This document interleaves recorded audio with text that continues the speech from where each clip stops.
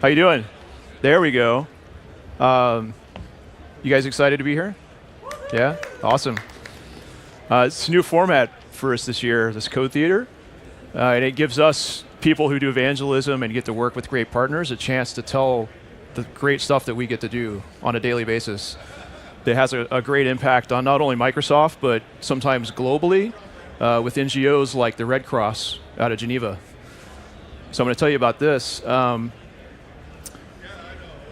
And I'll tell you a little bit of background in a minute, but basically the Red Cross uses computer vision imagery to do a lot of work, humanitarian space, trying to identify refugees that are missing, forensics, satellite photography, and this all came out in a discussion that we had at a workshop last year.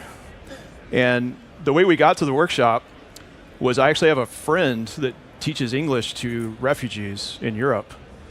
And she told me a story about a kid who'd been separated from his family on a migration from Syria, but he had a mobile phone. He had a smartphone with him with a dead battery, so they worked to get the battery replaced or recharged. And when he powered up the phone, he actually had a photo of his family on the phone. And that kind of clicked light bulb in my head, said, hey, what if we took face recognition technology, took a photo of his family and potentially photos that they've uploaded elsewhere and do just automatic matching and see if we can't get this family back together, right? That family unit is super important, especially in times of strife when you're having to flee your country and you have no idea what the future holds, right? So what I did is I started looking around for a partner to work with this idea. And I came across Trace the Face, which is a program that the Red Cross runs where they upload profile pictures of people who are looking for their family.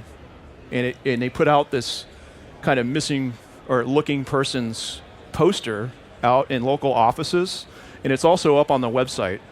So if you're looking for somebody, you can go to this website, look through and scan through the photos manually, page by page, and say, hey, I actually recognize that person. I know they're a part of my family, or I know whose part of family they are. And then you can reach out to the Red Cross, and they can start trying to make that family link back together. That's why it's called Restoring Family Links.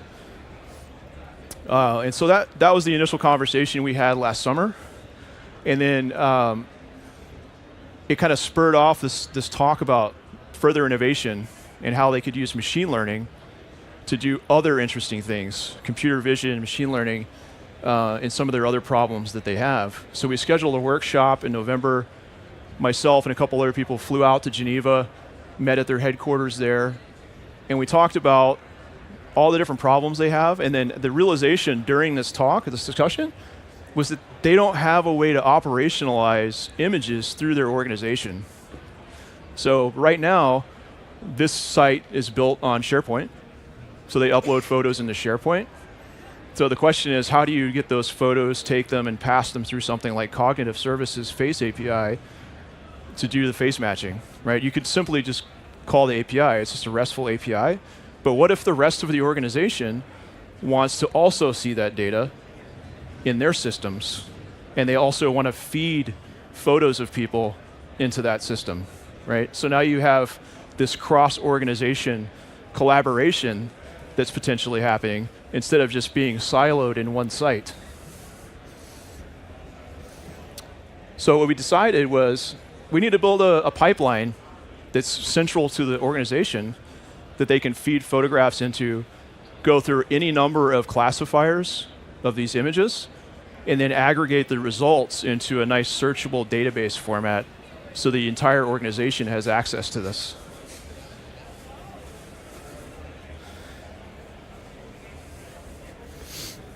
So we came up with this project called Imaginum, which is Latin for image. The demo includes a front-end portal built in React.js and a Node server backend. And then we decided on serverless architecture using Azure Functions to do the actual pipeline processing steps. Right? You guys probably heard a lot about Azure Function today already. You'll hear a lot more this week.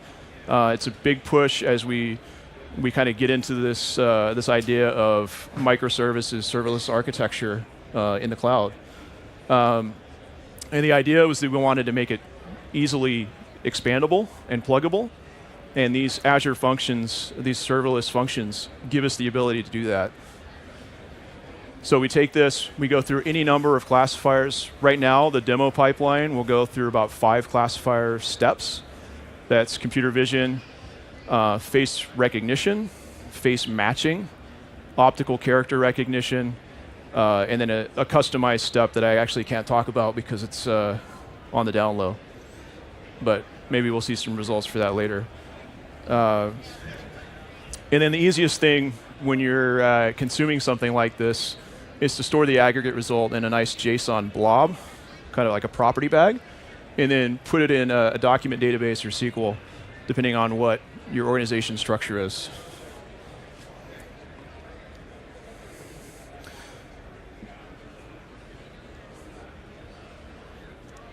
All right, demo time. I'm going to actually exit out of this real quick. And I want to show you what the demo site looks like real quick. So I bought the... Can you project a little? We're having a hard time hearing you. You can't hear me? Okay. You guys having a hard time hearing me back there? No? Kind of okay. How's this? Better? I'm gonna bring out my man voice now. I went ahead and I thought this was important, so I bought the URL imaginum.io so that I could host this and share it with people as we build more and more on top of it, and actually implement it at the Red Cross this summer. We're going to integrate it. So there's links to the GitHub repo on there and how to deploy it into Azure. We have this nice upload interface where we can drag and drop images in. And I'm just going to do a photo of myself.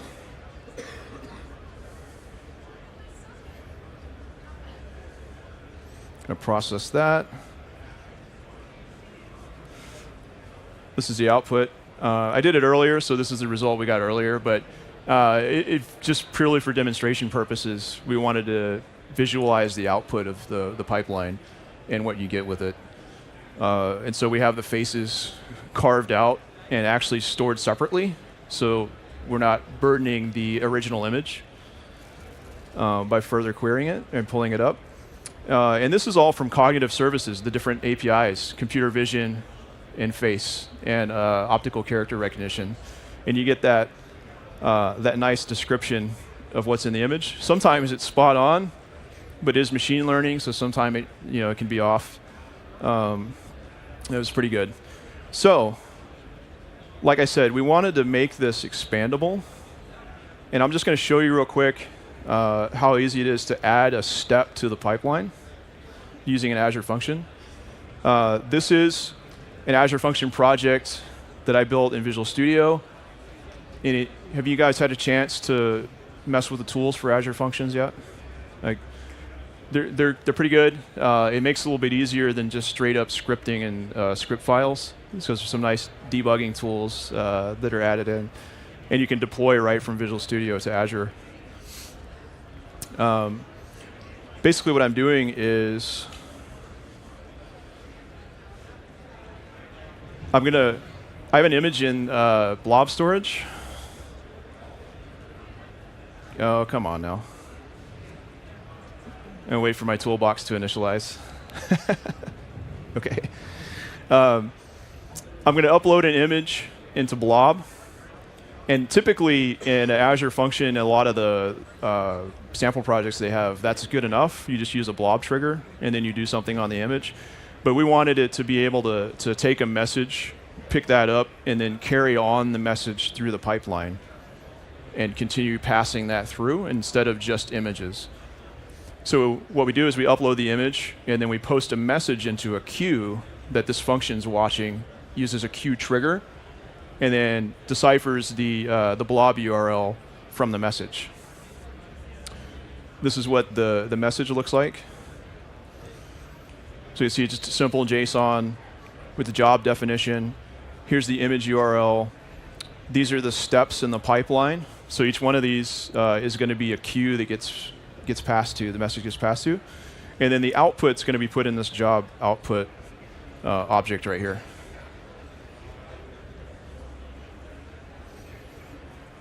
When it's done, getting that message, it's going to go and get faces from the Cognitive Services Face API, and then it's going to process the output actually up into a document DB database collection.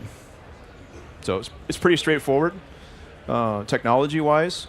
But sometimes it's not about the technology, but why we built the technology and why we did this.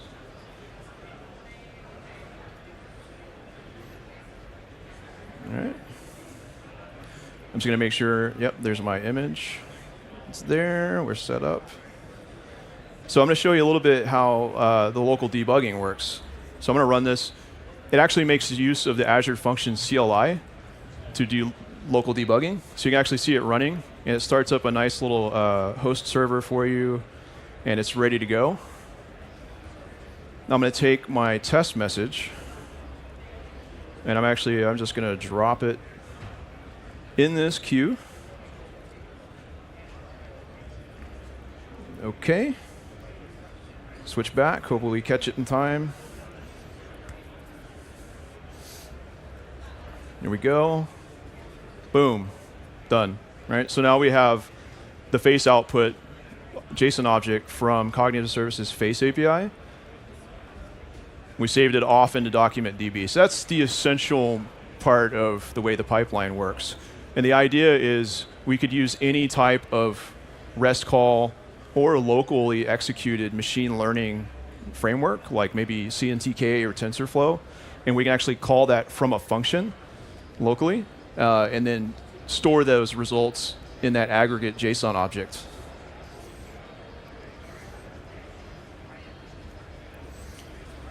All right.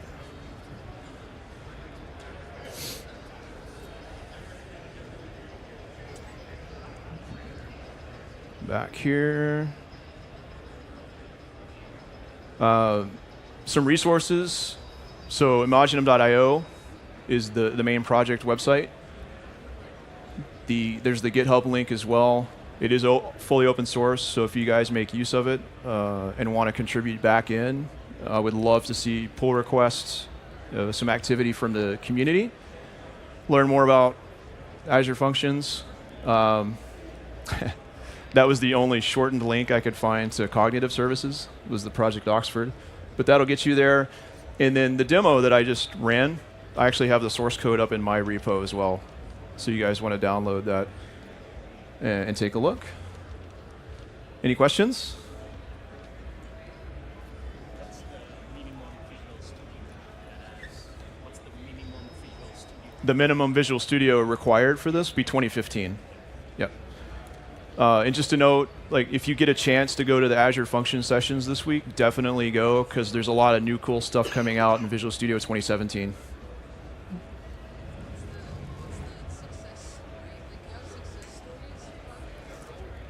For matching, not with the system.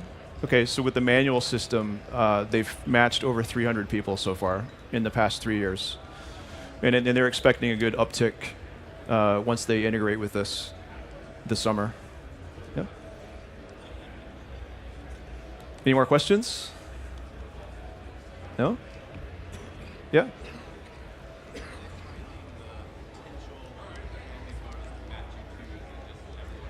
Where are they finding the potential family photos? Yeah. So the Red Cross organization, so you have the International Commission for the Red Cross in Geneva, which is the original parent organization. And then you have like the country organizations, which are basically their own entity. They operate separately, but with support from the main entity in Geneva. And so they build this technology for them to use. And this is one of the most requested features from the field is we have people on the ground who can upload photos. And they're the ones that actually take the photos of the people and upload them into the site. And they said, and oftentimes those people will have pictures of their family members, right? And so the chances of a mother and a father or a husband and wife ending up in different countries in Europe is really, really high. And they get separated somewhere at a border crossing, getting into Greece or somewhere. And then they have photos of each other they upload into the site. And that's actually how they've been reconnected so far. So it's a really cool, inspirational story. Anyone else? Yeah. I can't hear you. I'm sorry.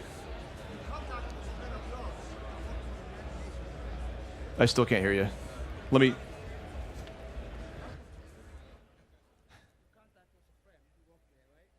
Not there, but. Okay, how would someone want to help for some other reason? What is going to be the channel to go to the United Nations and offer them some help? How would you That's a great question. Am I back on? Okay. So the question was, how can someone contribute and help with now this project or the actual Family Links project? A new project. Yeah. Well, this is a tool that anybody could use. It's just a component that you could plug into an overall solution. So if you have a project that you're working on and you need some feature like this, where you're passing images through classifications in an automated way, then you could use it. Does that answer? No, I guess not. I have a project that's about water wells. It's about, To monitor water wells. okay, water wells. Yeah. Okay. I want to know how you got to contact the United Nations. United Nations? How would you help? How do Yeah. you find the path to get there? I tell you what, why don't you come talk to me and my team offline? We actually, one of our talks coming up is actually about work that we did with the United Nations. So we have a lot of good contacts in NGOs. Okay? Sound good? All right. Well, thanks everyone. I think I'm like right at 2.5 minutes. Any last things? You didn't really demo how to match two people. Just Yeah. the match.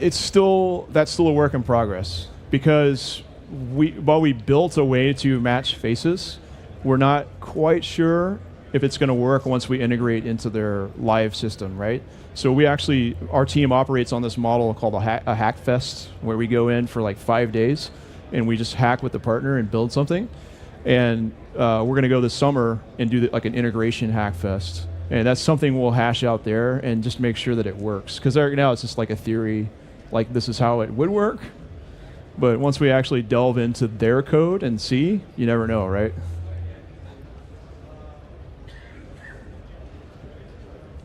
Okay, thanks everyone.